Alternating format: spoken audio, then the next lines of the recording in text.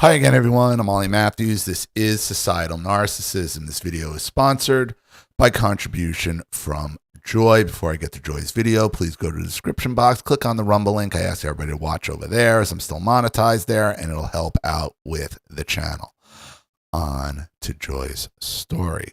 Hello, Ollie. You previously made a video per my request about my BPD narcissist mother. This request is about the covert and at times overt narcissistic abuse perpetrated by women on women in the workplace, specifically by so-called leadership management. And we've talked about that at length. I'm sending a video clip of Katie Porter. Her behavior is a prime example of what I'm talking about. I was waiting for somebody to request this. I've been all over that story because that woman reminds me of my first wife, McFaddy, so much. Just no accountability for anything. You challenge them on anything, they lose their mind and they become near violent. It's rampant in corporate as well as nonprofit organizations. These women often recreate their dysfunctional home life and family dynamic in the workplace, recruiting flying monkeys and targeting any threat to their fragile egos. This is a woman who assaulted her own husband, dumped a pot of scalding mashed potatoes on his head, and scalded his scalp. What a peach. Many women are forced to quit for their well-being, as are men, as are there men like me who say, like, once you've worked around women or, God forbid, for a woman, we'll never, ever do it again. Ever. Leaving them emotionally and financially drained. The societal gaslighting yells, it's the patriarchy. No, it's the queen bee of all races. Leaving these environments is similar to leaving other narcissistic abusive relationships. You're blamed and shamed for speaking out against the sisterhood. There is no sisterhood, just a witch's coven of emotionally unstable, miserable, unchecked, petty, jealous, insecure, and often incompetent bullies. I recently had to turn down an employment contract due to all the red flags from a narcissistic supervisor. Very smart. Very smart. You see a red flag, you react to it accordingly. You don't take a risk. Because if you're getting a red flag, it's for a reason. I won't go into the details, but it was a long and costly process leading up to the start date, but the supervisor had already dropped her mask and was clearly on a power trip. Communication was unprofessional and the entire process was disorganized. The more I worked with the dysfunction to get tasks completed, the more disorganized and ridiculous the process became. More and more red flags appeared because they create tasks within a job to just validate their positions, to validate their own jobs. And then by doing that, and how they do that is by causing problems with other people. With making like, oh, you can't fire me. Look how incompetent everybody is. It's not me, it's everyone else, and I'm trying to fix it for you. Bullshit. I started feeling sick to my stomach and commented to a friend, I felt like I was marching straight into hell. It was difficult, but I took the financial loss and declined the offer. It's infuriating. I felt backed into a corner and forced to give up income to maintain my self-respect and dignity. Some things are more important than money, Joy. It was later confirmed by the employee I was replacing that the supervisor was a bully who took any opportunity to degrade and demand her ego stoked. Right, because she's a terrible employee. She's a terrible worker who doesn't want to be there, who's trying to replace work with raising a family. And it never works. It never works. Because they have to in order to accept that, they'd have to accept the accountability of their choices in the first place. And she's not doing that.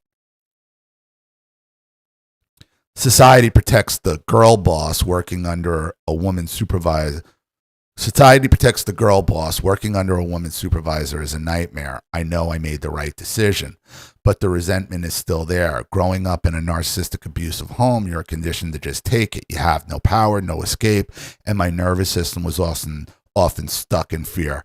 Any encouragement is appreciated. Before I get to the video, because I added another one when I saw what the subject of it was that I found just to solidify the point. Let me remind you of a story I told when they put us through diversity training at Macy's, and this was like 2004. And they said all types of absurd things. The woman instructing it was just a train wreck.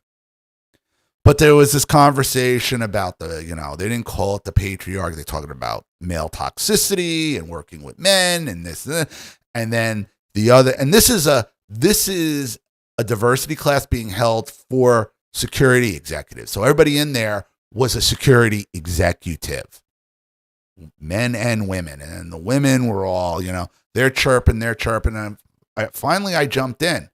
I'm like, okay, let me just ask you ladies a question. I can give you a choice. You have a choice of working in two locations. One location, you're going to be the only female working in a store of all men. And they're like, oh. Or you can work with nothing but women. Which one? And they're like, oh. I'm like, what do you mean, oh? When they're all looking at each other. What? If you can't just answer that right off the question, then you're proving my point. The war on women. They were calling it the war on women at that time. That was the war on women. I'm like, yeah, there's a war on women, but it's a civil war. It's between all of you. Because if you can't just jump in and say, no, I want to work in a store. That's a dream job. Working with nothing but women. Or being the only women in a store of all men. You know it. They know it. What a nightmare that would be in a store. So what are we talking about, ladies? And a couple of them started laughing like, but a couple of them were like, they're like, it doesn't mean anything. You should just the men should just be more understanding. Like, again, that's not our problem. It's yours. Stop making it our problem that you all can't get along with each other. So, on to the video. And this is the interview. She sent me the clip of the interview, which I've seen now like 100 times. Every time it's posted, and the other one I'm going to show you. Every time it's posted, I just put there's a meme gif on X of Jim from The Office where he's doing the nod thing, and it just nods, says borderline personality disorder. Like, that's it. That's it.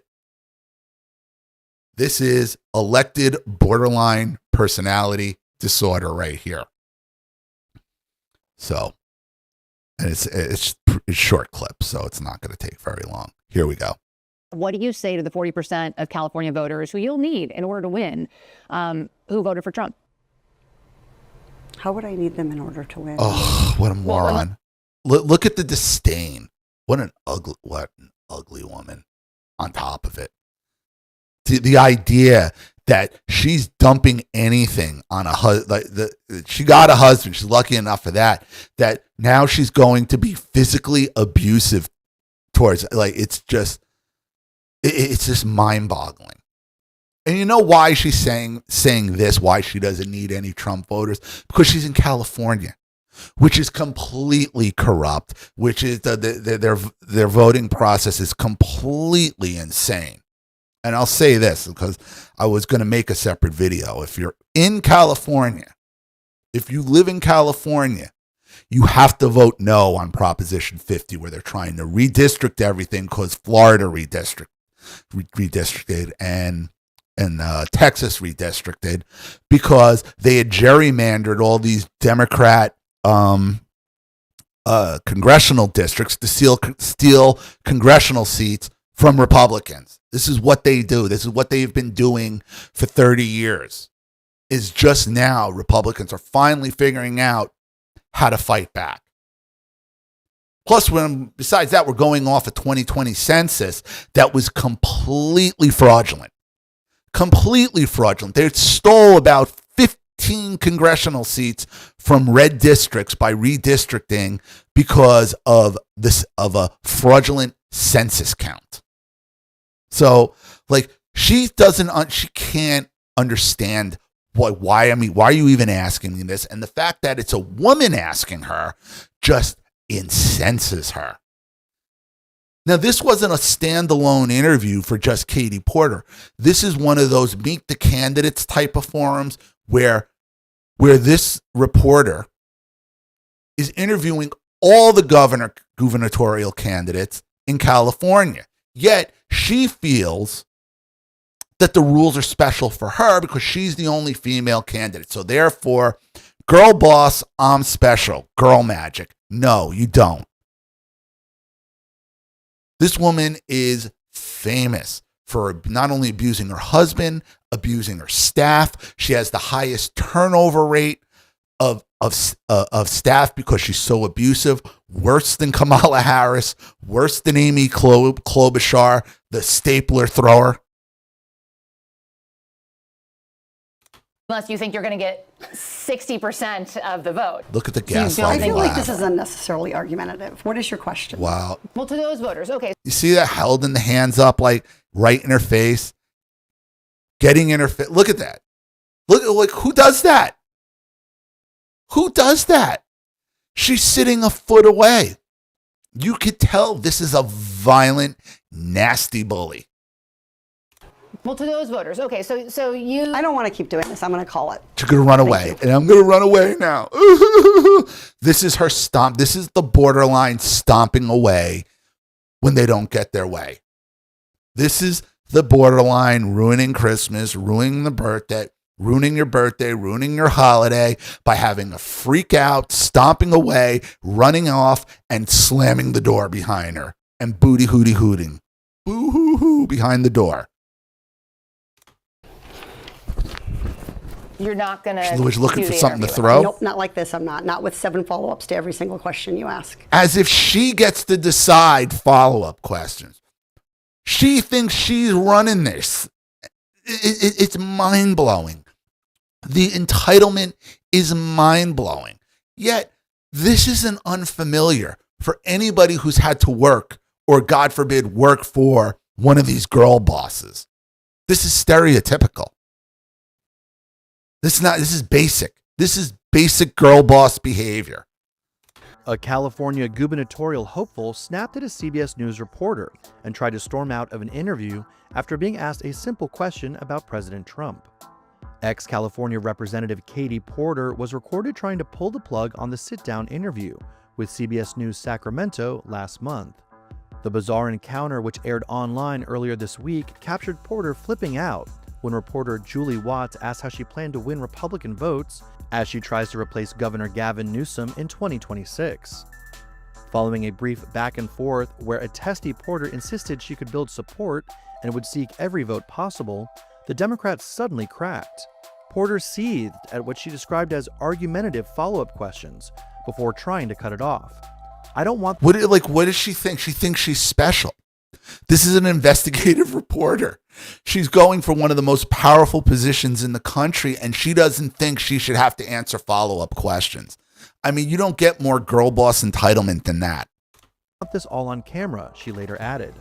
After the footage started spreading on social media, Porter's campaign said the interview, which was recorded last month, continued for an additional 20 minutes.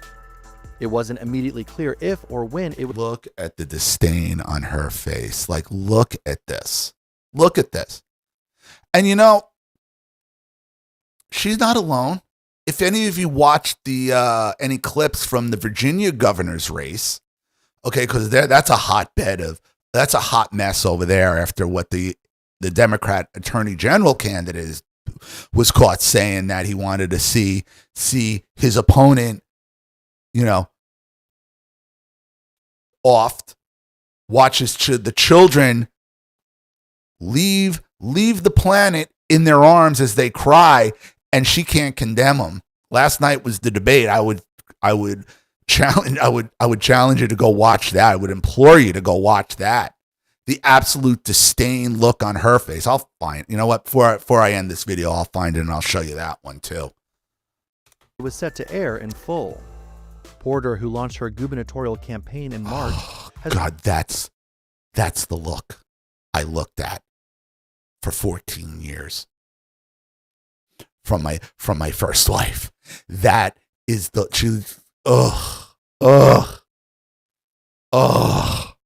has previously been hit with claims she bullied staffers. Her ex-husband, Matthew Hoffman, also alleged in their divorce proceedings that she frequently abused him verbally and threw toys, books, and other objects at him during their marriage, alleging she even once poured scalding hot mashed potatoes on his head during a fight. Prior to her epic implosion at CBS, Porter had been the clear frontrunner in the California governor's race, with a 7-point lead over her rivals, according to the latest. I mean, I don't know how some of you can still live there. Like, it's just getting worse and worse and worse. Because this is going to get worse before it gets better with this entire situation, with all this, all these uprisings. I mean, it's going to get. I mean, if you're on the right in California, and I don't know how you sustain this. I don't, because, oof. Latest Real Clear Politics aggregate. Her Democratic primary foes quickly pounced on the meltdown. This is a pattern for Katie Porter. No candidate for governor should hide from the press or mistreat them. We owe it to the public to be transparent, State Superintendent Tony Thurmond jabbed.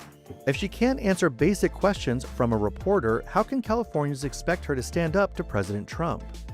Incumbent Democrat. Yeah, that's the problem. That's the real problem, because there's other Democrats now trashing her.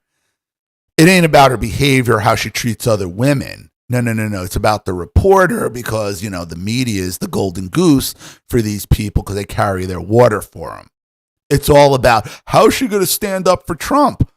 I don't know. Maybe she can throw a pot of mashed potatoes at him. I don't know. Gavin Newsom is term limited, and with former Vice President Kamala Harris having passed on a gubernatorial run, the field for the 2026 race has been left wide open. It is an unmitigated disaster. So this is the other clip. And this one's real short, so it's only 21 seconds. But you don't need a long clip to get the gist of what this woman is about. She's filming a video, I guess, for her X or Twitter, for whatever it is, and she's giving wrong information. Where now her assistant or her worker is like, "That's completely wrong." Watch how she reacts. And other problems, and the state could lose. Get out of my fucking shot. I wanted to tell you that that's actually incorrect. It's not that it's electric vehicles. It's that if we don't meet the commitments under the Paris Climate Accord. Okay, it does. Okay, you also were in my shot before that. Stay out of my shot. And other problems, and she seems nice. She seems real nice. That's how she treats her staff on camera. Imagine what she does when she thinks nobody's looking. She's saving you from making an ass out of yourself, and all she cares about is her. It's all about me. There is no more borderline behavior than that. There's no more borderline behavior than that. So, now let me find this. Because it's all over. It's all over X on the Virginia situation. Bear with me just a moment. Oh, here we are. It's right here. Okay, here we go. Back over here. This is the Virginia debate. Like, it's not just Katie Porter. It's all these Gore bosses. It's all of them. Okay, here we go. Would it take him pulling the trigger? Is that what would Look do it? at And this. then you would say, Now, this is woman on woman. Over here is the Republican candidate. She's vice lieutenant governor, Winsome Sears. She's an ex-Marine. This woman is a Spangler, is just an unmitigated disaster. And she won't, and this woman will not refuse to endorse the attorney general, the Democrat attorney general candidate, who's wishing death on his opponent, wishing death on the opponent's children, wants to see the children die in the attorney general's parent arms. This is girl boss behavior. he needs to get out of the race? Abigail, you have nothing to say? Abigail. Look at the smug entitlement, borderline personality disorder. What if he said it about your 3 children? Is that when you would say he should get out of the race, Abigail? You're running to be governor. Miss Earl Sears. I mean, we're talking about murder. We're talking about someone's life being taken from them. Have you nothing to say about that? Are you not going to address it? Really, you can't go any further. You're a governor. You're supposed to stand up for all the people. Are you saying political murder is all right? Have some political courage. What you have done is you are taking political calculations about your future as governor. Well, as governor, you have to make hard choices, and that means telling Jay Jones to leave the race.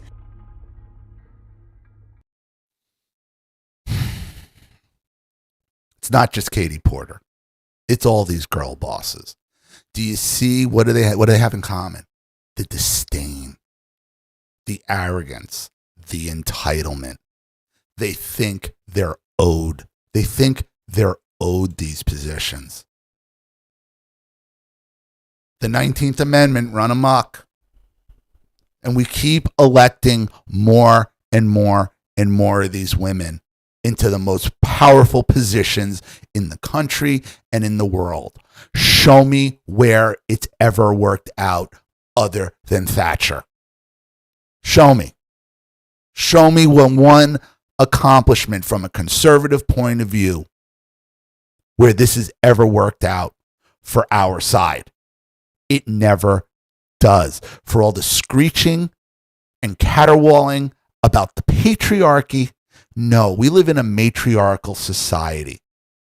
And the more women we put into power, the more violent it gets. That's not a coincidence. It's the cause. So, I'm going to leave it there. Thank you so much, Joy, for the contribution and the clip. I really appreciate it. Thank you to everybody watching. Please leave any opinions in the comment section below. And again, if you want your story read on the channel, you have a topic you'd like me to cover, something you want to expose, you'd like to set up a Skype phone call, have a private video made, you'd like to sponsor a video like this for someone who needs help and can't afford it, or just make a contribution to the channel in general to keep it supported, growing, and successful, because this channel survives 100% on contributions from all of you. Without you guys, all this goes away. So if you like what you see here and you want to see more videos like this, you know what to do at either the Cash App, Zelle, PayPal, and email links in the description box below. Also, please like and share this video wherever you can. Subscribe to my channel if you haven't, and be sure to click the subscription bell to be notified of all my video uploads. Also, be sure to subscribe to both my channels on Rumble. If you haven't watched the video over there, please do. Even a click helps. Follow me on X and Telegram as well. I'm Ollie Matthews. This has been Societal Narcissism. Take care, everyone.